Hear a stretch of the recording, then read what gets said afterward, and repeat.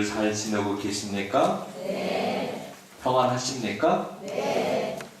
세상에 그 무엇 때문에 여러분들이 마음으로 영으로 평안한 삶을 살아가는 신앙인이 아니라 하느님 때문에 내가 평안함을 누리고 하느님 때문에 늘 그 기쁨 속에 살아가는 하느님 보시기에 정말 여러분들이 하느님께 영광을 올려드리고 하느님께 만족을 올려드리는 복된 믿음의 여정을 걸어가시기를 바랍니다. 아멘. 우리 청년들이 지금 성령 세미나의 여정을 걸어가고 있습니다. 한 30명가량 이렇게 세미나를 받고 있는데 아까 청년 봉사자가 저에게 전화를 했습니다. 신부님, 기도를 이렇게 많이 해주십시오. 우리 청년들이 새롭게 변화될 수 있도록 마음으로 영으로 새롭게 달라지고 성장될 수 있도록 세상적인 시각으로 보면 아이들이 태어나서 자라나는데 많은 시간이 필요합니다. 하느님 안에서 우리가 마음으로 영으로 새롭게 변화되고 성장할 수 있는 그 시간은 세상의 시간과 다릅니다. 하느님께서 우리 청년 아이들을 만나주시고 하느님의 영이 그들에게 임하신다면 그들의 마음이 완전하게 새롭게 거듭날 거라고 제가 굳게 믿습니다. 2박 3일의 짧은 여정이지만 아이들이 마음으로 영으로 성장되고 또한 삶을 새롭게 살아가는 축복과 은혜를 받을 거라고 그런 믿음을 가지고 여러분들 또한 우리 청년 아이들을 위해서 기도를 많이 해주시기 바랍니다. 제가 아까 사무실에서 업무를 보다가 공문을 확인하기 위해서 컴퓨터를 켰는데 공문을 이렇게 보기 위해서는 이제 인터넷에 들어가야 됩니다. 근데 인터넷 그 기사를 가끔 보게 되는데 뉴스에 그 기사에 만수르 하는 그런 사람의 이야기가 나오더라고요. 여러분들 만수르 압니까? 요새 이렇게 코미디에서 만수르 얘기를 이렇게 하는 것 같은데 석유 재벌이라고 합니다. 세계에서 가장 큰 부자래요. 그분이 이제 우리는 아내가 한 명이잖아요, 그죠? 그분은 아내를 여러 명 이렇게 데리고 있더라고요. 보니까 정말 이렇게 미인들이에요. 그러니까 사진을 보니까 이렇게 예쁜 그런 아내들을 한 명도 아니라 여러 명 데리고 있구나라는 것을 오늘 처음 알았습니다. 근데 그 아내들이 가지고 있는 재산에 대해서 나왔는데 얼마 정도일 것 같습니까? 아내들이 가지고 있는 재산이 보통 이렇게 몇백억, 몇천억 그런 상상을 우리가 할 수 있잖아요, 그죠? 아내가 한 이렇게 4명, 5명 정도 되는 것 같은데 600조래요, 600조. 아내들이 가지고 있는 재산, 자기가 가지고 있는 재산이 아니에요. 부러우십니까? 부럽다고 이야기하는 사람들도 참 많이 있습니다. 세상의 온갖 복락은 다 누리면서 살아가는 사람들입니다.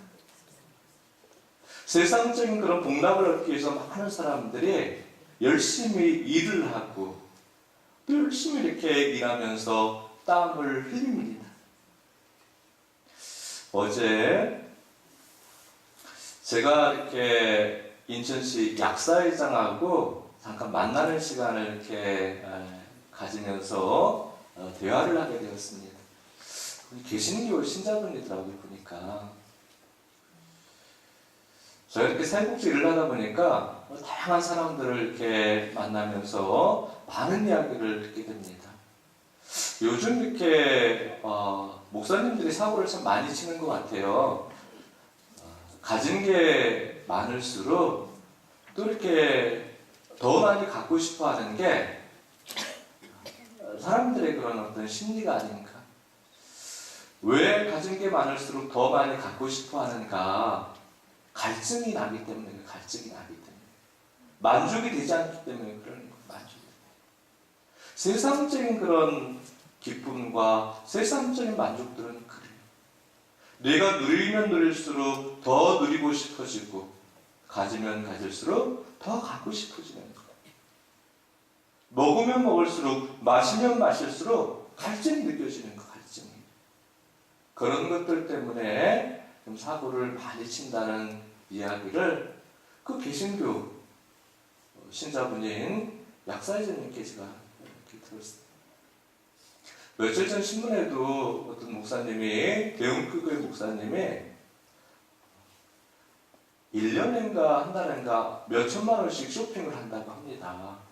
근데 쇼핑을 하다가 이렇게 많은 것들을 이렇게 구입을 했는데 배달 사고가 있어가지고 본의 아니게 경찰서에 이렇게 불려갔대요.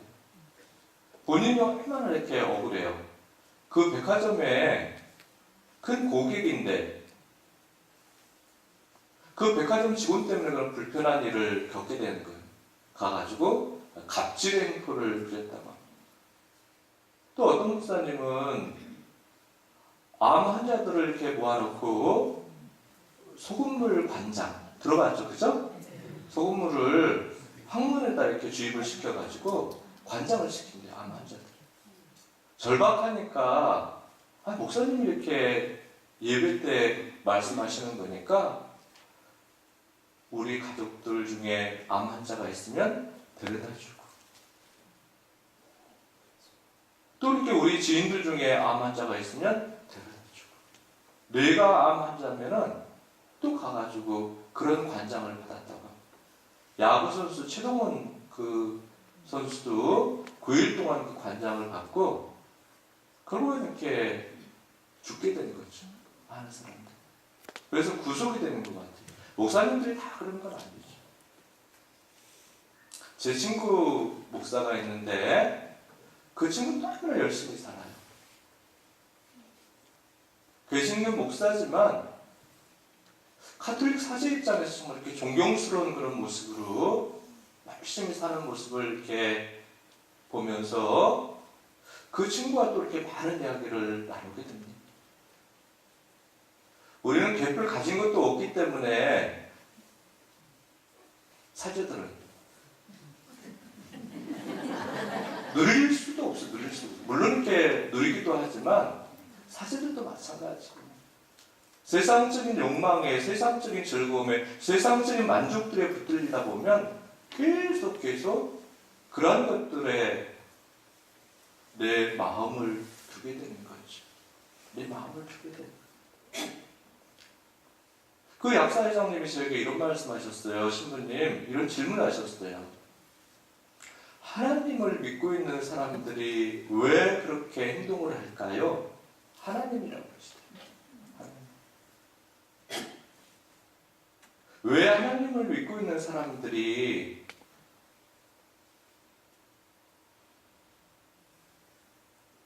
성직자가 그것도 왜 그럴까요? 한탄하면서 그런 이야기를 하더라고요. 제가 그분에게 이런 이야기를 했습니다. 정말 하나님을 믿고 있다면 그렇게 살지 않을 겁니다. 하나님을 믿고 있는 사람들은 그렇게 살지 않습니다. 하나님의 사람들은, 신앙인들은 그런 삶을 살지 않습니다. 내 욕망을 이루기 위해서, 내 즐거움을 얻기 위해서 세상적인 명예와 세상적인 권력과 세상적인 인기를 누리기 위해서, 세상적인 만족을 얻기 위해서 하나님을 믿는 사람들은 하나님을 이용하지 않습니다. 그렇게 말씀드렸습니다.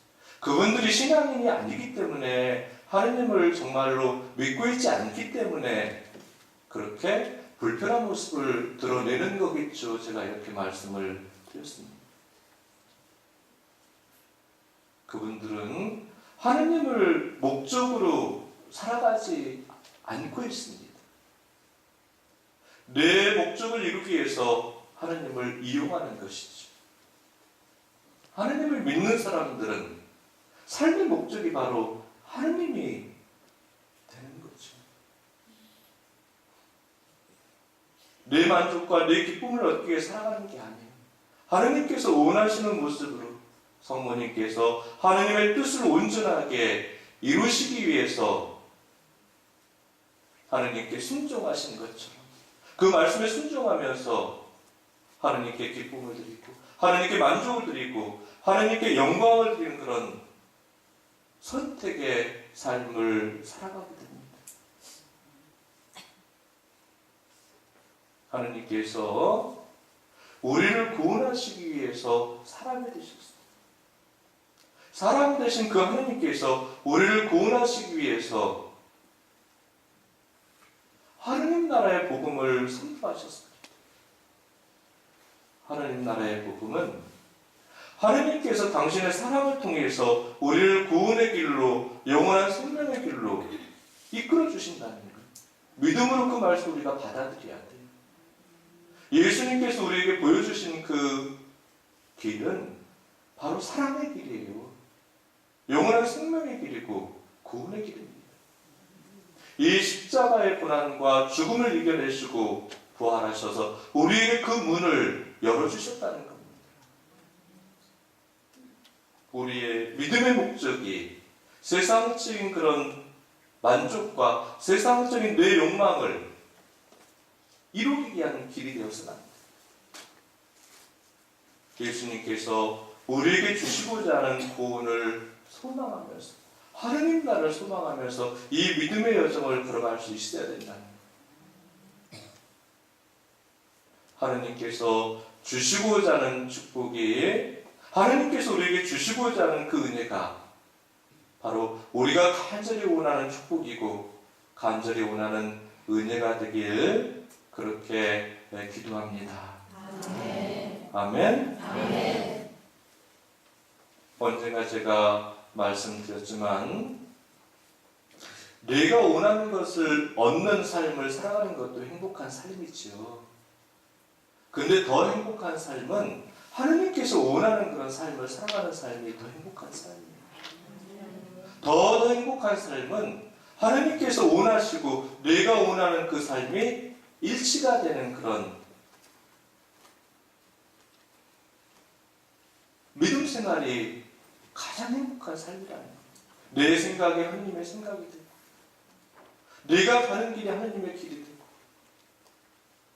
내 언어가 하느님의 언어가 되고 내 눈이 하느님의 눈이 되고 내 몸짓이 바로 하느님께서 원하시는 몸짓, 하느님께 기쁨과 영광을 올려드리는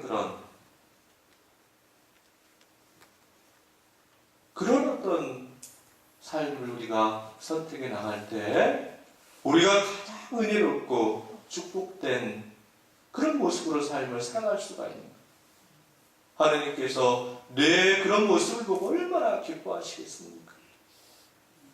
세상을 창조하시고 보시니 참 좋았다 그렇게 흐뭇해하시는 것처럼 우리 자신들을 보고 가정에서 공동체에서 일상의 여정 안에 살아가는 우리 자신들의 모습을 보고 하나님께서 보시니 참 좋았다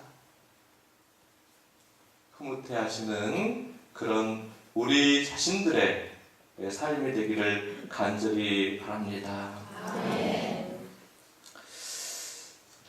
내일 우리 본당에서 사회복지 활동을 하시는 분들 이렇게 연수가 있어요. 교구청에서 한 200명가량 이렇게 모시고 또 강의도 하고 또 찬양도 하고 그렇습니다.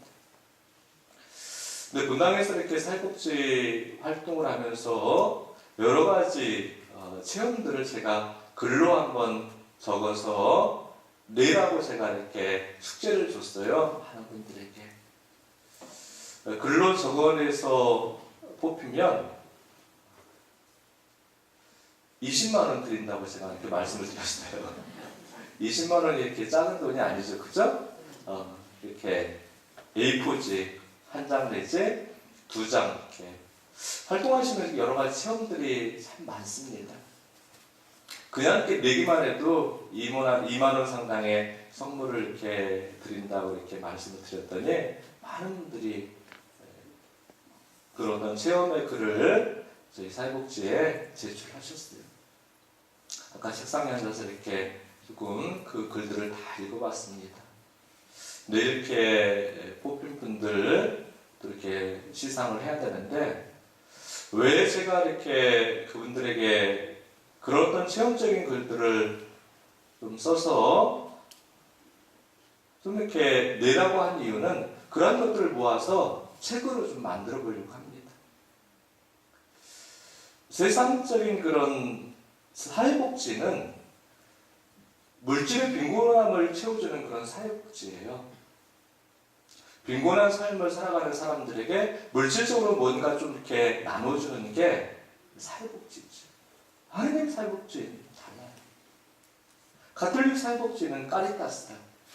하느님 사랑을 선포한다는 것. 우리는 단순하게 물질을 나누는 그런 복지가 아니라 하느님의 사랑과 마음을 나누는 것. 사람들의 빈곤함을 보듬어주는 그런 복지가 아니라 그들이 가지고 있는 마음과 영의 상처를 어루만져주고 치유해주고 회복시켜주는 그런 역할을 저희가 하고 있습니다. 그래서 그런 어떤 고백들이 하느님 사랑의 선포가 되기 때문에 많은 사람들이 그걸 읽었을 때 감동을 한다면 마음의 영적인 그런 울림을 이렇게 받는다면 그것 또한 복음 선포가 될 수 있을 것 같아서 제가 이렇게 책을 만들기 위해서 그렇게 작업을 하고 있습니다. 근데 어떤 분이 이런 글을 이렇게 적어 보내주셨어요. 분당에서 이제 주변에 어려운 이웃들을 돌보고 있는데 그 분당에 어떤 대상자분들 중에 어떤 할아버지가 계셨던 모양이에요. 가끔 이렇게 찾아가서 반찬도 해드리고 말벗도 해드리고 집안 청소도 이렇게 해드렸는데 그 자매님이 어느 날 그 어르신에게 찾아갔더니 문이 잠겨져 있다. 이상하다. 문을 때려도 이렇게 기척이 없더니 다음 날 또 갔어요. 마찬가지였어요. 세 번째 날 좀 이상한 느낌이 들어서 막 문을 때렸어요. 인기척이 없어요. 그래서 경찰서에 연락을 했다고 합니다. 경찰서. 경찰하고 같이 문을 따고 들어갔더니 할아버지가 쓰러져 계시는 거예요. 방에는 난장판이 된 거예요. 그냥 이렇게 여기저기 용변을 부신 게 다 뭉개져 있는 거예요. 그 냄새가 얼마나 진동을 했겠습니까? 경찰은 문만 열어주고 그냥 가버렸어요. 코를 막고. 그 자매님이 그 어르신을 혼자 어떻게 또 이렇게 움직일 수가 있습니까? 대충 이제 그런 청소를 해놓고 지켜드리려고 하는데 도저히 안 되더래요. 그래서 119를 불렀다고 합니다. 119에서 와서 우리는 목욕시켜주는 그런 역할은 없다고 코를 막고 또 가버리시더래요. 그래서 그 자매님이 결국에 혼자서 욕실로 어르신을 옮겨서 잘 닦아드렸다고 합니다. 하느님을 믿고 있는 사람과 하느님을 믿고 있지 않은 사람들의 차이예요. 하느님의 사랑을 마음과 영으로 영접한 사람과 하느님의 사랑을 담고 살아가지 못한 사람들의 그 차이입니다. 쓰러진 그 어르신은 바로 십자가의 이 구원의 여정에서 고통받고 넘어지신 예수님의 모습이죠. 그 어르신을 잘 닦아드려서 침대에 눕혀드리고 기운을 회복하게끔 그렇게 정성을 쏟았는데 다음날 돌아가셨다고 합니다. 근데 할아버지가 돌아가시면서 자매님에게 그런 말씀하셨대요. 자매님 고마워. 너무 고마워. 그 한마디를 남기고 돌아가셨다고 합니다. 할아버지가 그 자매에게 고맙다고 한 그 인사는 바로 내가 치유되었다, 내가 회복되었다. 자매님을 통해서 하느님의 그 사랑을 받고 내가 편안하게 눈을 감는다, 그런 어떤 고백의 말씀이죠. 몸만 닦아드린 게 아니라 그 할아버지의 마음과 영까지 치유하고 회복시켜 주신 그 역할을 그 자매님이 하시는 거예요. 그게 바로 사랑입니다. 사랑. 기도하는 사람들의 역할이에요. 기도하는 사람들의 역할. 우리 수도원의 수녀님들이, 또 수사님들이, 또 신학교의 우리 신학생들이 수도 생활하면서, 또 신학교 생활하면서 항상 마음속에 담고 살아가는 그 말씀이 있습니다. 라틴 그런 말씀인데, 오라에 라보라, 이렇게 기도하고 일하라. 기도하고 일하라. 일하고 기도하라고 그러지 않아요. 기도하고 일하라. 기도하고. 일은 그냥 노동이 아니에요. 삶이죠, 삶. 내가 살아갈 수 있는 힘은 기도할 때 하느님께로부터 받을 수 있다는 말씀이에요. 기도하지 않고는 살아갈 수가 없다는 거예요. 하느님께서 우리에게 주신 그 삶은 바로 사랑의 삶이죠. 사랑의 삶. 누군가의 불편한 모습을 용서할 수 있는 그 자비의 삶이에요. 누군가의 아픔과 상처를 어루만져 줄 수 있는 그런 위로의 삶이에요. 누군가의 마음과 영 속에 스며있는 그 어둠을 쫓아내주는, 치유해주는 빛의 삶이죠. 빛의 삶. 기도할 때만 하느님의 사랑과 자비를 내 안에 받아들일 때만, 하느님을 영접할 때만 그러한 삶을 살아갈 수 있다는 거예요. 기도하지 않고는 그런 삶을 살아갈 수 없어요.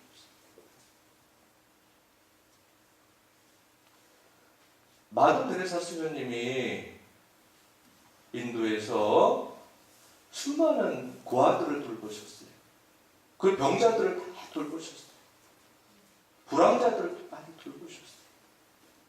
그 수녀의 수녀님들이 얼마나 24시간을 쫓으면서 바쁘게 그렇게 살았겠습니까? 어떤 수녀님이, 마더 테레사 수녀님이, 그 수녀님, 기도하는 시간이 너무나 많은 것 같아요. 기도하는 시간 조금만 더 줄여주세요.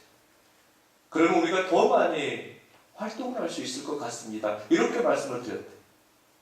그랬더니 시원님이 기도하는 시간을 배로 늘렸다고 합니다. 정말로 있었던 일이에요.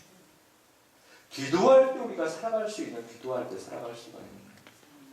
근데 우리가 기도하면서 살지 않으면 그 헛된 기도를 하는 거예요. 기도와 삶이 일치가 되지 않으면 헛된 기도를 하는 거예요. 헛된 기도. 아까 그 약사회장님이 하느님을 믿는 사람들이 왜 그럴까요? 라고 그렇게 저에게 질문한 것처럼 그렇게 살아가게 되는 거예요. 그렇게 살아가게 되는 거예요. 내 안에 사랑이 없으면 아무런 소용이 없어요. 그 사랑은 내 사랑이 아니라 하느님의 사랑이지. 내 안에 기쁨이 없으면 아무런 소용이 없어요. 그 기쁨은 하느님이 주시는 기쁨입니다. 내 안에 감사가 없으면 아무런 소용이 없는 삶이에요. 하나님께 대한 감사죠. 하나님께 대한 감사. 내가 기쁨을 만들어가고 그 기쁨을 하나님께 올려드리고, 내가 감사를 만들어가고 그 감사를 하나님께 봉헌해드리고, 내가 사랑을 만들어가고 그 사랑을 통해서 하나님께 만족을 드리고, 여러분들이 철야 재단에서 기도를 하시는 이유는, 찬양을 하면서 기도하시는 이유는,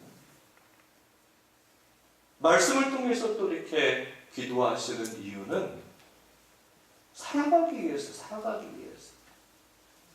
기도하면서 살지 않으면 그 기도는 아무런 소용이 없다. 그래서 수녀님들에게, 시사님들에게, 신학생들에게, 신부들에게 끊임없이 기도하고 일하라.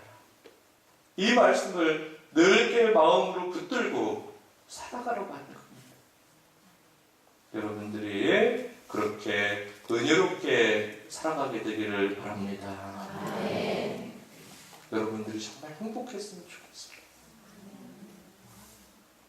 만수르처럼 수백조 그런 돈을 가지고 있어서 행복한 게 아니라, 내가 하나님을 믿고 있기 때문에, 하나님을 바라보고 있기 때문에, 하나님의 말씀이 내 안에 담겨져 있기 때문에, 말씀과 함께 내가 삶을 열어가기 때문에, 하나님 때문에 그 행복감을 그렇게 여러분들이 느끼게 되기를 바랍니다. 네. 신부님, 저는 너무나 행복합니다. 신부님, 저는 행복하지 않습니다. 이 두 사람의 차이가 어떤 차이가 있는지 아십니까? 행복하다고 하시는 사람들은 사랑을 받고 있습니다. 그렇게 고백하는 거예요. 행복하지 않습니다. 라고 이렇게 말씀하시는 분은 제가 사랑을 받고 있지 못하는 것 같습니다. 이렇게 말씀하십니다. 하느님께 사랑을 받고 있습니다. 그렇게 느끼면 하느님께 주시는 행복을 느낄 수가 있는 것. 내가 내 아내에게, 내 남편에게,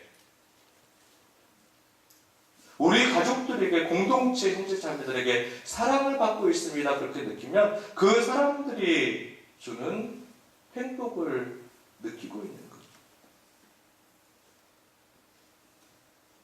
행복하지 않다고 그렇게 생각한다면 우리는 사랑을 받고 있지 못하는 거예요.